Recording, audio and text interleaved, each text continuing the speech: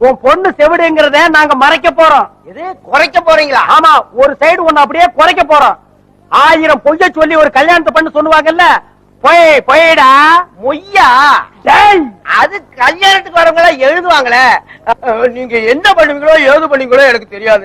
என் பொண்ணோட கல்யாண கெட்டி மேல சத்தத்தை என் காதார கேட்கணும். கிழிஞ்சது.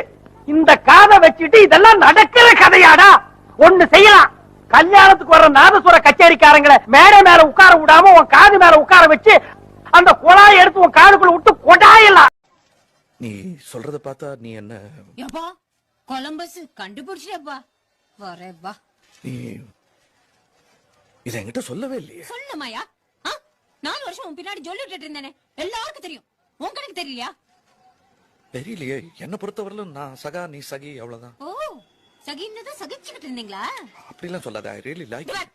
சும்மா லைக் மறுபடியும் சொல்லிட்டு இருக்காதீங்க. ஒண்ணு மட்டும் தெரிஞ்சுக்கோங்க, லைக் வேற, லவ் வேற. யா